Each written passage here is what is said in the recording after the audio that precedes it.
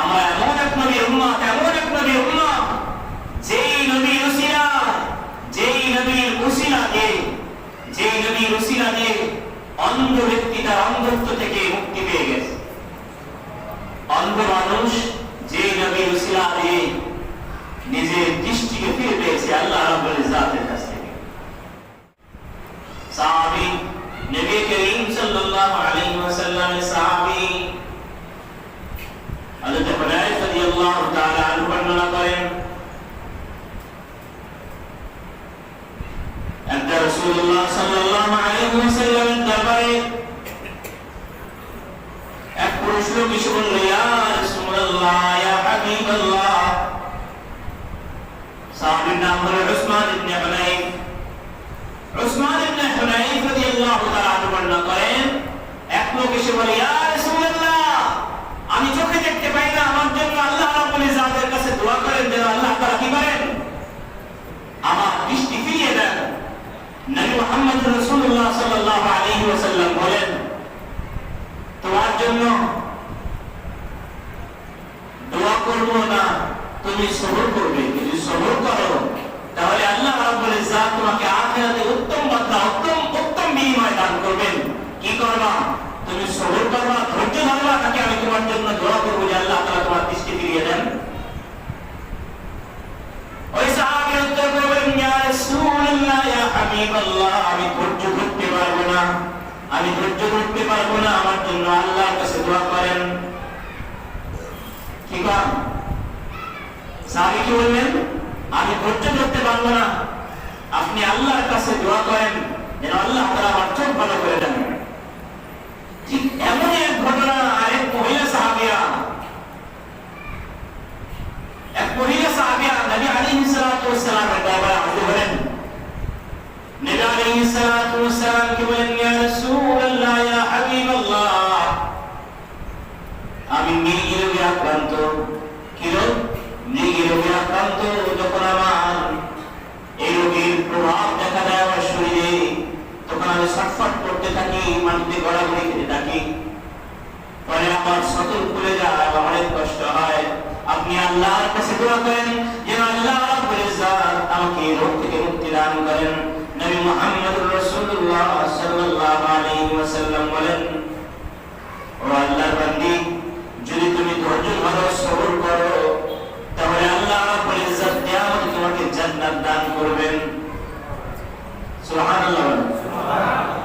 সাথে সাথে ওই মহিলা সাহাবিয়া বলল, ইয়া রাসূলুল্লাহ, ইয়া হাবিবাল্লাহ, আমি ধৈর্য ধরলাম, আমি সবর করলাম। কি বললেন? আমি ধৈর্য ধরলাম, আমি সবর করলাম, আমি আপনার কথা মেনে নিলাম। ইয়া রাসূলুল্লাহ, ইয়া হাবিবাল্লাহ, কিন্তু আপনাকে একটু দোয়া করতে হবে। এই মৃগীর প্রভাব যখন আমার শরীরে দেখা যায়, আমি যখন মাটিতে গড়াগড়ি খেতে থাকি, মাটিতে গড়াগড়ি করতে থাকি, আমার সতর খুলে যায়, আমার লজ্জা অনুভব হয়, লজ্জা হয়।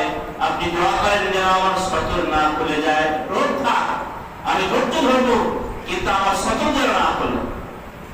রাসূলুল্লাহ সাল্লাল্লাহু আলাইহি ওয়াসাল্লাম তার জন্য দোয়া করলেন, এবং পরবর্তীতে দেখা গিয়েছে যতবার সেই রোগে আক্রান্ত হয়েছে, এই রোগের প্রভাব তার শরীরে দেখা দিয়েছে, তার সতর খুলে নাই। নবী আলাইহিস সালাতু ওয়াস সালামের দোয়া ছিল।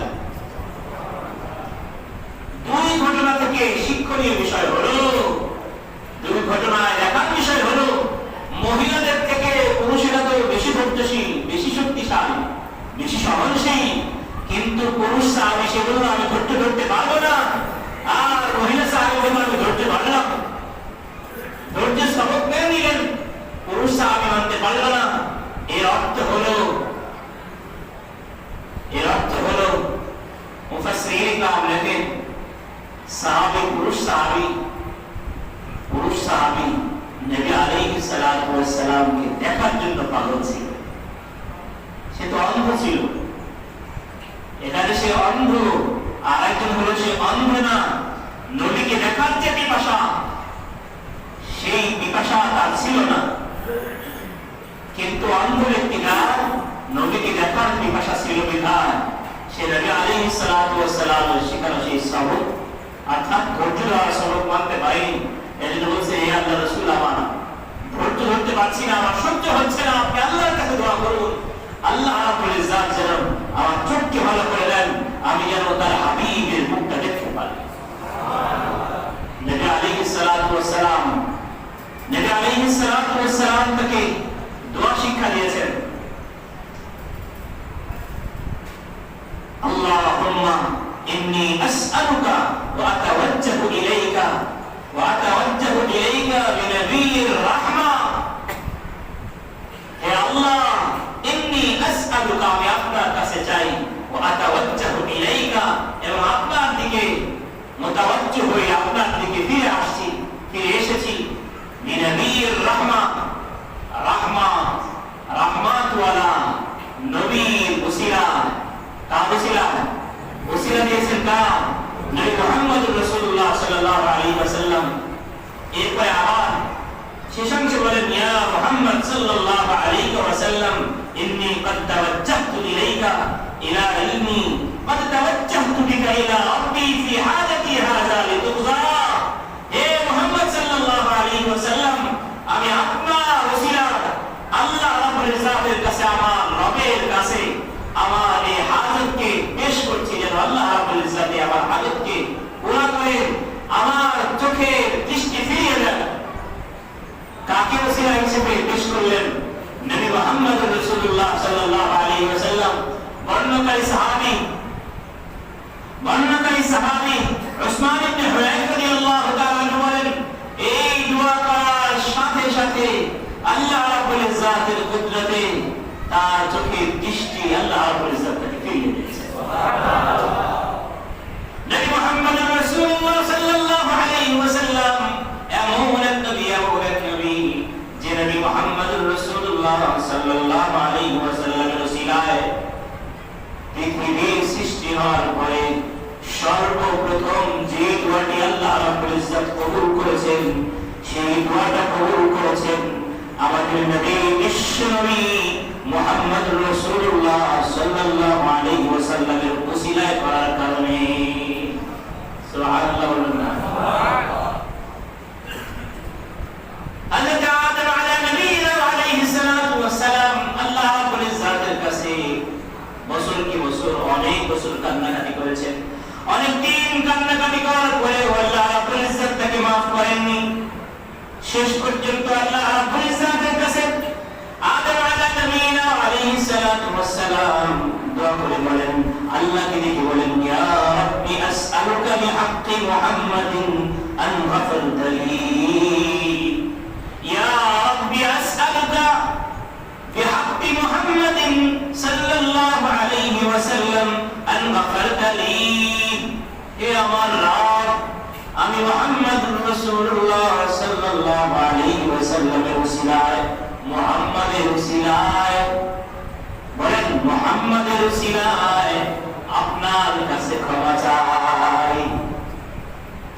আল্লাহ রাব্বুল ইজ্জতের কাছে যখন আদম আলাইহিস সালাতু ওয়াস সালাম এই দোয়া করলেন, আদম আলাইহিস সালাতু ওয়াস সালামকে আল্লাহ ডেকে বলেন, সাথে সাথে আল্লাহ রাব্বুল ইজ্জত ডেকে বলেন, ও আদম, তুমি এই নাম কোত্থেকে জানলে? তোমাকে মাফ তো করব, যাও তোমাকে ক্ষমার সুসংবাদ শুনিয়ে দিলাম, ক্ষমা করব, তার আগে বলো মুহাম্মদের নাম তুমি কোত্থেকে জানলে?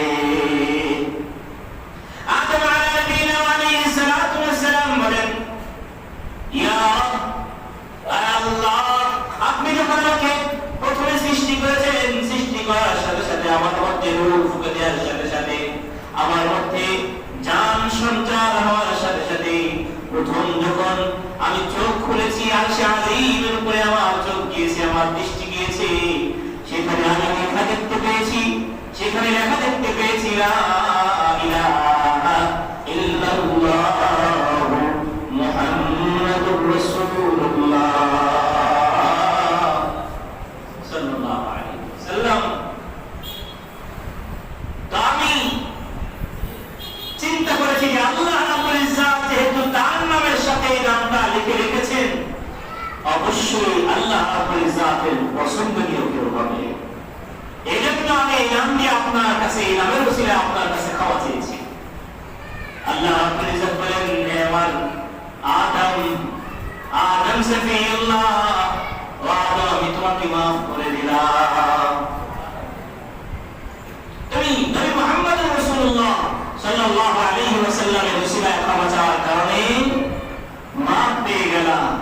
আমাদেরকে মাফ করা হলো। নবী মুহাম্মদুর রাসূলুল্লাহ সাল্লাল্লাহু আলাইহি ওয়াসাল্লামের উসিলা নিয়ে আমরাও তো দোয়া চাই, আমরা দোয়া করি না? তো আল্লাহ রাব্বুল ইজ্জাত আলোচনার সারমর্ম হলো আল্লাহ রাব্বুল ইজ্জাত আমাদের উপর নামাজ ফরজ করেছেন। সরাসরি আমাদেরকে না বলে কার মাধ্যমে বলেছেন? নবী মুহাম্মদুর রাসূলুল্লাহ সাল্লাল্লাহু আলাইহি ওয়াসাল্লামের মাধ্যমে বলেছেন, হে নবী আপনি বলুন। আল্লাহ রাব্বুল ইজ্জাত আমাদেরকে একত্ববাদ শিক্ষা দিয়েছেন।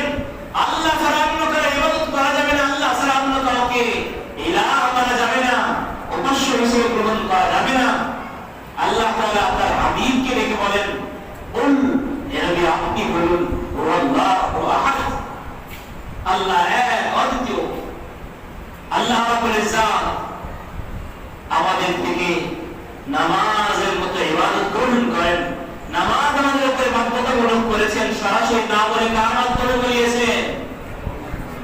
মুহাম্মদুর রাসূলুল্লাহ সাল্লাল্লাহু আলাইহি ওয়াসাল্লামের মাধ্যমে। যে নবী না বলে, যে নবী মুহাম্মদুর রাসূলুল্লাহ সাল্লাল্লাহু আলাইহি ওয়াসাল্লাম না বলে, যে নবী মুহাম্মদুর রাসূলুল্লাহ সাল্লাল্লাহু আলাইহি ওয়াসাল্লামের উসিলা না দিলে, উসিলা হিসেবে পেশ না করলে আদম আলা নবীনা আলাইহিস সালাতু ওয়াস সালাম কে আল্লাহ তাআলা মাফ করতেন না। যে নবী জান্নাতে প্রবেশ না করলে অন্য কোন নবীর উম্মত তো দূরে থাক, কোন নবী তো দূরে থাক, কোন ওলিয়া তো দূরে থাক, আর ওলিয়া তো দূরে থাক, কোন নবী নবী মুহাম্মদুর রাসূলুল্লাহ সাল্লাল্লাহু আলাইহি ওয়াসাল্লামের আগে জান্নাতে প্রবেশ করতে পারবে না। নবী মুহাম্মদুর রাসূলুল্লাহ সাল্লাল্লাহু আলাইহি ওয়াসাল্লাম এবং তার উম্মতেরা জান্নাত উদ্বোধন করার পরে অন্যান্য নবীরা তাদের উম্মতেরা জান্নাতে প্রবেশ করার অনুমতি পাবে। কেমন নবীর উম্মত আমরা বুঝতে হবে, আমাদের নবীকে আমাদের চিনতে হবে।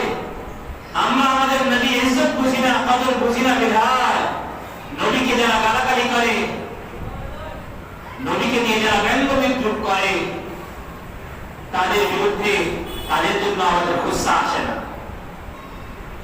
যদি নবী ইজ্জত আমাদের বুঝে আসতো, নবী কি ইজ্জত, আল্লাহ রাব্বুল ইজ্জাতের কতটা মুহাব্বতের পাত্র আমাদের নবী মুহাম্মদুর রাসূলুল্লাহ সাল্লাল্লাহু আলাইহি ওয়াসাল্লাম, সেটা যদি আমাদের জানা থাকতো, তাহলে অবশ্যই ব্যঙ্গ বিদ্রুপকারীদের বিরুদ্ধে আমাদের মুখে না হলেও আন্তরিক স্লোগান থাকতো। কি বলেন? আমরা অনেকেই এমন আছি যারা মাঠে নেমে নবী শত্রুদের বিরুদ্ধে আন্দোলন করছে, বিক্ষোভ মিছিল করছে। তাদেরকে দেখে অনেক সময় বলে ফেলি আল্লাহ তাআলা আমাদেরকে মাফ করেন, এইগুলোর কি দরকার ছিল? এখানে মিটিং মিছিল করলে, এখানে জনসমাবেশ করলে ফ্রান্সের কি হবে? ফ্রান্সের পণ্য বয়কট করলে ফ্রান্সের কয় টাকার ক্ষতি হবে? এমন কথা আমাদের ভিতরে, আমাদের মুখ দিয়ে এসে যায়, আমাদের ভিতরে আমরা চিন্তা করি। কিন্তু ফ্রান্সের কয় টাকার ক্ষতি হলো সেটা দেখার বিষয় না। ফ্রান্স পর্যন্ত আমার আপনার আওয়াজ প্রশ্ন কিনা সেটা দেখার বিষয় না। কিন্তু কিয়ামতের ময়দানে আমি নবী মুহাম্মদুর রাসূলুল্লাহ সাল্লাল্লাহু আলাইহি ওয়াসাল্লামের উম্মত, নবী মুহাম্মদুর রাসূলুল্লাহ সাল্লাল্লাহু আলাইহি ওয়াসাল্লাম যদি কিয়ামতের ময়দানে আমাকে জিজ্ঞেস করে, আল্লাহ রাব্বুল ইজ্জাত স্বয়ং যদি আমাকে জিজ্ঞেস করে, আমার হাবিবের ইজ্জত নিয়ে ছিনিমিনি খেলা হয়েছিল, আমার হাবিবের ইজ্জতের উপরে কালিমা যখন করা হয়েছিল, তোমার কি ভূমিকা ছিল? তাহলে আমি কি বলবো? নবীর মহব্বতে আমি কি পেশ করব? যে নবী মুহাম্মদুর রাসূলুল্লাহ সাল্লাল্লাহু আলাইহি ওয়াসাল্লাম কিয়ামতের দিন ময়দানে মাহশারে সমস্ত মানুষ, সমস্ত নবীরা বলবে ইয়া নফসি, কিন্তু একমাত্র নবী মুহাম্মদুর রাসূলুল্লাহ সাল্লাল্লাহু আলাইহি ওয়াসাল্লাম বলবেন রব্বি হাবলি উম্মতি ইয়া উম্মতি ইয়া উম্মতি। সবাই বলবে আল্লাহ আমাকে বাঁচাও, আমাকে বাঁচাও, হায় আমার কি হবে, হায় আমার কি হবে? আর নবী মুহাম্মদুর রাসূলুল্লাহ সাল্লাল্লাহু আলাইহি ওয়াসাল্লাম বলবেন হায় আমার উম্মতের কি হবে? আল্লাহ আমার উম্মতকে বাঁচাও। মায়ার নবী, দয়ার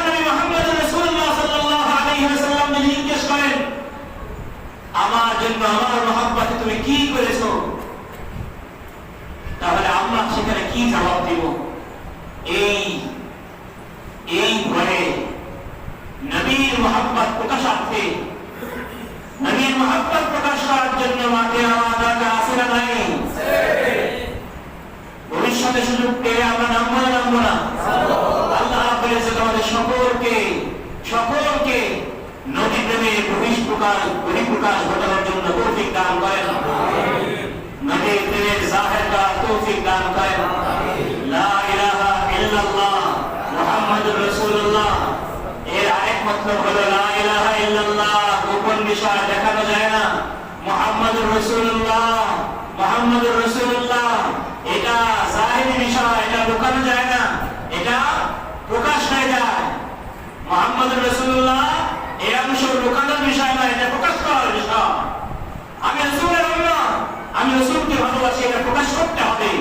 লা ইলাহা ইল্লাল্লাহ আমি মুসলিম, আমি মুমিন মুখে বলার পরেও সন্দেহ থেকে যায়, তার প্রতি সন্দেহ থাকতে পারে সে মুমিন কিনা।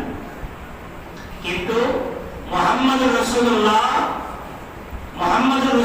যে অংশ, কেউ যদি মুহাম্মদকে রাসূল হিসেবে মানে, মুহাম্মাদুর রাসূলুল্লাহ সাল্লাল্লাহু আলাইহি ওয়াসাল্লামকে নবী হিসেবে মানে, রাসূল হিসেবে মানে, তাহলে তার বলিয়া থাকবে কেমন?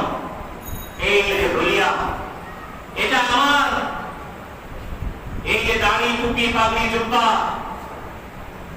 দাড়ি টুপি পাঞ্জাবি, এগুলো আমার পোশাক না, আমার নবীর বলিয়া, আমার নবী করেছেন তাই বলি।